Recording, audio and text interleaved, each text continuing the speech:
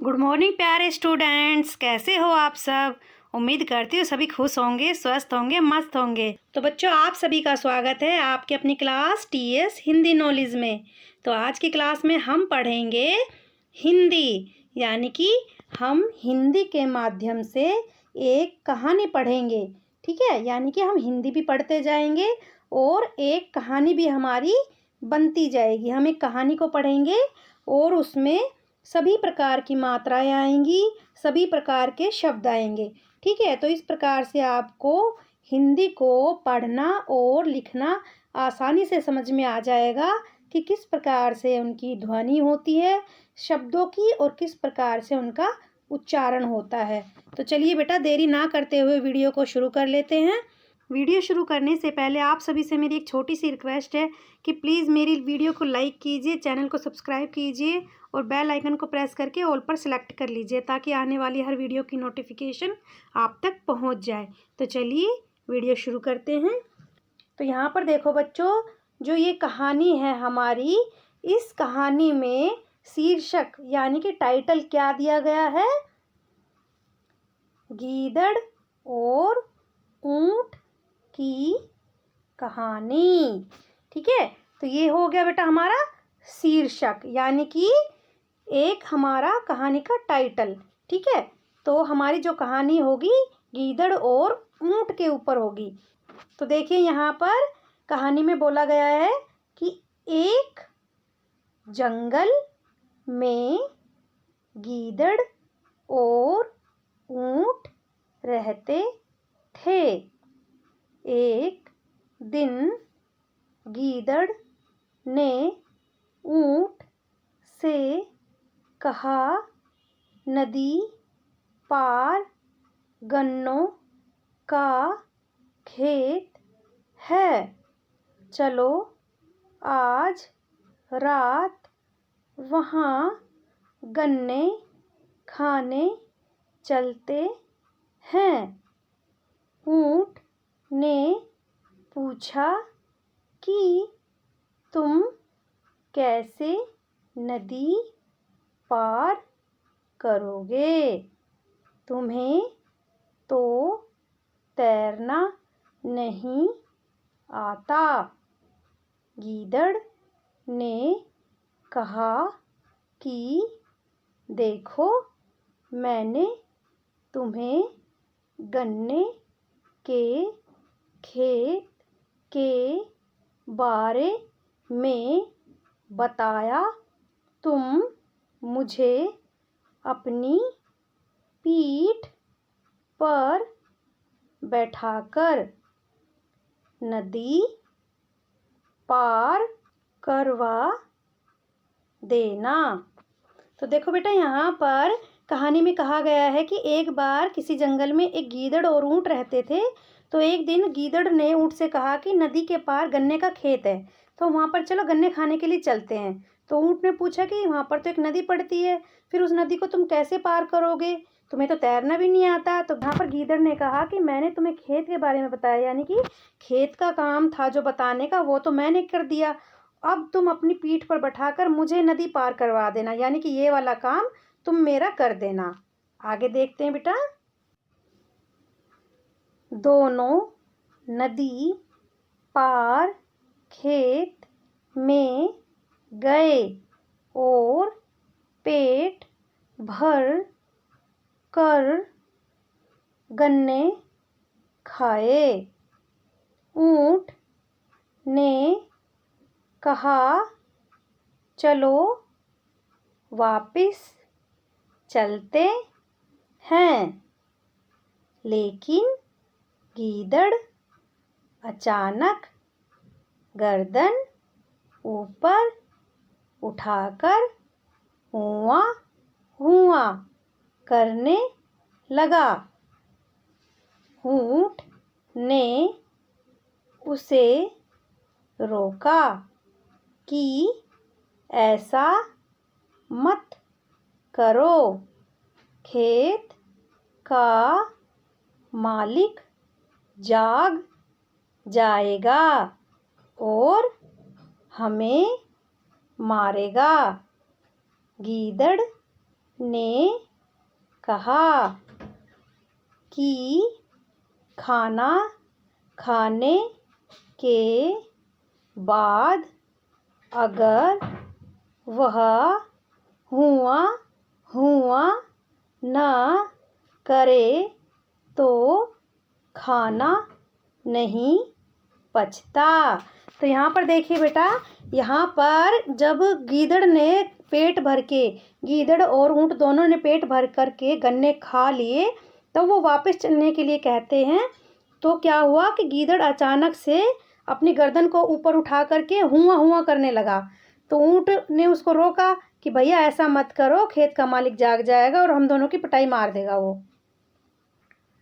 और वह और जोर से हुआ हुआ करने लगा।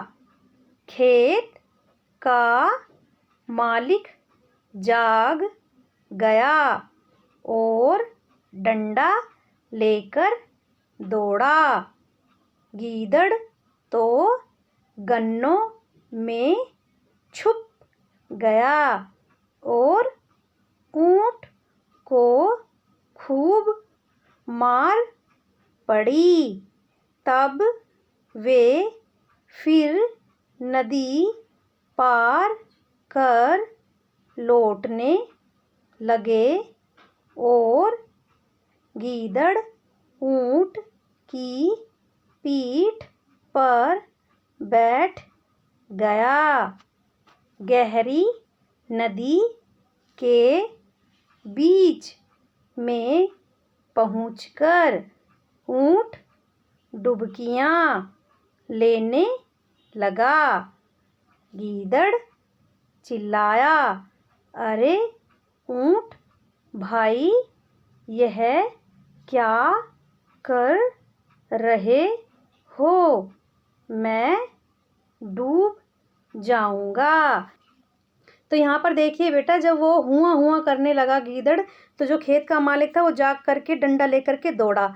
और जो गीदड़ था वो तो गन्नों में छुप गया, लेकिन ऊँट जो था वो काफ़ी लंबा चौड़ा होता है ऊँट, तो वो छुप नहीं पाया, छुप नहीं सका, अपने आप को छुपा नहीं पाया गन्नों के बीच में। तो क्या हुआ, वो दूर से ही दिख रहा था। जो वो खेत का मालिक था उसने डंडे से खूब ऊँट की पिटाई की।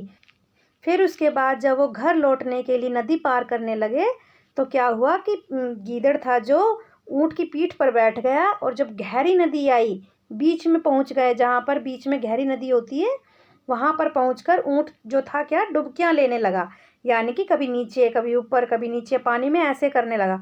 तो गीदड़ को क्या हुआ, वह चिल्लाया कि अरे भाई, ऐसे क्यों कर रहे हो, मैं डूब के मर जाऊंगा, मतलब ऐसे मत करो, तुम तो बहुत ऊंचे हो, नदी से बहुत ऊंचे हो, लेकिन मैं तो छोटा सा हूँ, नदी में डूब के मर जाऊंगा, ऐसा मत करो। तो आगे देखिए बेटा क्या होता है। ऊँट ने कहा कि खाना खाने के बाद जब तक मैं पानी में डुबकी नहीं लगा लेता, मेरा भोजन नहीं पचता। ऊँट ने एक गहरी डुबकी लगाई और गीदड़ डूब गया। तो देखो बच्चों, यहाँ पर क्या बात बोली गई है कि जैसी करनी वैसी भरनी, यानी कि जैसा गीदड़ ने किया सेम उसी के जैसा ही यहाँ पर ऊँट ने किया। अगर गीदड़ ऐसा नहीं करता, उसको बचा लेता, या वो हुआ हुआ की जो आवाज़ निकाल रहा था वो अगर ऐसा नहीं करता, तो शायद ऊँट बच जाता और वो चुपचाप से वहाँ से चले जाते और घर आकर के अपने आराम से लौट आते। लेकिन उसका उल्टा ही हुआ, गीदड़ नहीं माना और हुआ हुआ करता ही रहा, जिससे क्या हुआ कि उसने अपने आप को तो गन्नों में छुपा लिया, लेकिन ऊँट जो है वो छुप नहीं पाया और वो बेचारे को बहुत ज़्यादा मार पड़ी। तब आगे ऊँट ने भी उससे सबक सिखाने की ठान ली। तो उसने क्या किया कि इसको भी बीच नदी में ले जा कर के डुबाना चाहिए।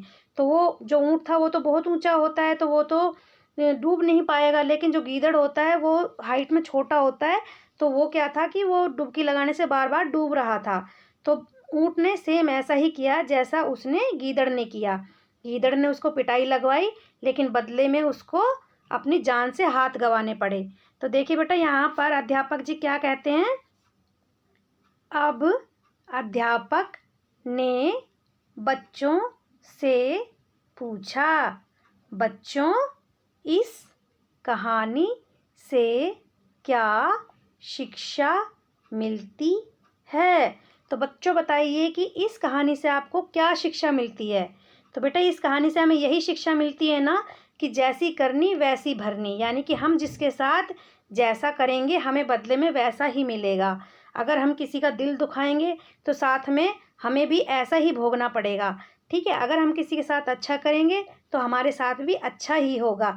तो बेटा अब यहाँ पर देखिए, एक बच्चे ने कितने अच्छे तरीके से बताया है, यानी कि हंसी भी है और मजाक भी लग रहा है, मतलब हंसी भी नहीं रोक पाएंगे हम जो इस बच्चे ने बोला है। तो देखिए यहाँ पर क्या बोलता है ये बच्चा कि एक बच्चे ने उठकर कहा, इस कहानी से शिक्षा मिलती है कि खाना खाने के बाद हुआ नहीं करना चाहिए। यानी कि देखो बेटा, यहाँ पर बच्चे कितने मन के सच्चे होते हैं। मतलब उस बच्चे को ये नहीं पता कि उसकी जो गीदड़ और ऊँट के बीच में हुआ उसको हमें क्या सीख मिलती है। उसको बस ये समझ में आ रहा था कि हमें खाना खाने के बाद हुआ नहीं करना चाहिए। यानी कि जो कई लोग होते हैं ना, खाना खाने के बाद डकार लेते हैं, तो हमें वो नहीं करना चाहिए। तभी तो कहते हैं कि बेटा, जो बच्चे होते हैं वो मन के सच्चे होते हैं। तो उसने बिना सोचे समझे यही बोल दिया कि हमें खाना खाने के बाद हुआ नहीं करना चाहिए। तो बेटा, इस कहानी से हमें हिंदी पढ़ना भी अच्छे से आ गया है, सभी शब्दों का उच्चारण करना आ गया है। इसी तरीके से आप भी जोड़ जोड़ करके हिंदी पढ़िए, आपको भी आसानी से हिंदी पढ़ना आ जाएगा। तो उम्मीद करती हूँ बेटा कि यह कहानी आपको बहुत अच्छी लगी है और वीडियो भी बहुत अच्छी लगी है। अगर वीडियो अच्छी लगी हो तो प्लीज़ एक लाइक ज़रूर करना, चैनल को सब्सक्राइब करना। तो मिलते हैं अगली वीडियो में। जय हिंद, जय भारत।